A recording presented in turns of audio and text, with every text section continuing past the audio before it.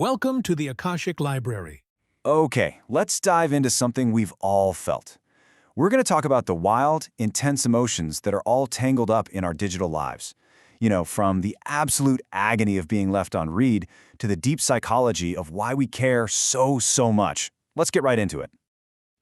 Of course you have, right?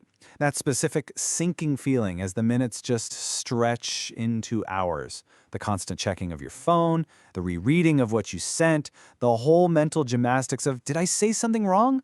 Yeah, it's pretty much a universal anxiety of modern life. There's a perfect phrase for this whole experience: the special chaos and agony of modern texting. It just hits the nail on the head, doesn't it? It perfectly captures that feeling of being on an emotional roller coaster, where your entire mood for the day can be decided by a few blinking dots, or even worse, the complete lack of them. So, how did we even get here? To really get why this feels so uniquely painful today, we have to take a step back. We need to understand how the whole idea of waiting has been totally rewired by our technology. Just look at this shift. It is night and day. Back in the 18th century, waiting for a letter had this, elemental simplicity. You sent it off, and weeks later, maybe you'd get a reply. There was absolutely zero expectation of an instant response. But today? Oh, it is agonizingly complex. A text is delivered instantly, which creates this powerful expectation of an instant reply.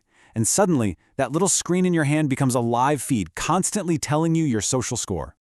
Okay, so we've established what's happening. The digital silence is incredibly stressful. But now let's get into the why. Why on earth does a simple pause in a text conversation feel so deafeningly loud? So, here's the crucial thing to understand.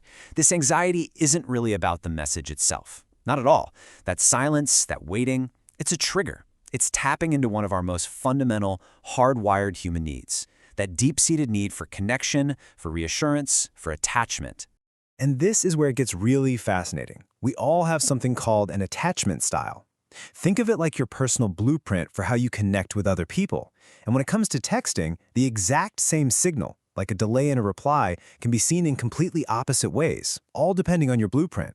So let's see how these two worlds, the anxious and the avoidant, totally collide. So if you're someone with a more anxious attachment style, you might tend to worry about your relationships and look for a lot of reassurance. For you, a digital silence isn't just a pause. It's not neutral. Your brain is probably going to jump to a very specific and honestly a very painful conclusion. And that conclusion? It's abandonment. That silence feels like real, solid proof that you've been forgotten, or that you're not important, or that the other person is pulling away. It triggers some of our deepest fears. Okay, but now let's flip that coin completely. Let's think about someone with an avoidant attachment style. This is a person who really values their independence and can get pretty uncomfortable with too much closeness. For them, that expectation of constant, immediate contact feels, totally different. For them, it can often feel like emotional duress.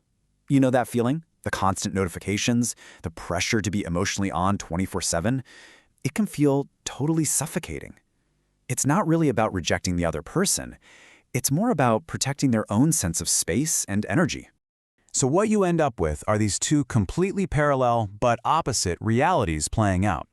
While the anxious person is spiraling, thinking, they've forgotten me, I must have done something wrong, this silence is a judgment, the avoidant person is often just thinking, this is way too much pressure, I just need a minute to breathe. The very same silence that feels like a weapon to one feels like a shield to the other. All right, let's zoom out and look at the big picture here. What's the larger impact of all this? Because this whole dynamic isn't just about different communication styles. It's actually changing our relationship with our own self-worth. Just think about it for a second. Your smartphone isn't just a tool anymore, is it? It's become this deeply personal extension of our social lives. It's like a barometer for our relationships, our popularity, and our place in the social world. And that brings us to this incredibly powerful and kind of scary idea. Our phones have become live, ceaseless referenda on our worth. Every notification, every unanswered text, every single read receipt, it's like a tiny vote, a constant, real-time judgment on whether we're liked, whether we're valued, whether we're remembered. Which really just leaves us with one last crucial question to think about. In this whole digital world of anxiety and connection that we've built, what story is your phone really telling you about yourself? And, maybe more importantly, is that a story you actually want to believe? Distraction doesn't just pull attention away. It pulls connection apart.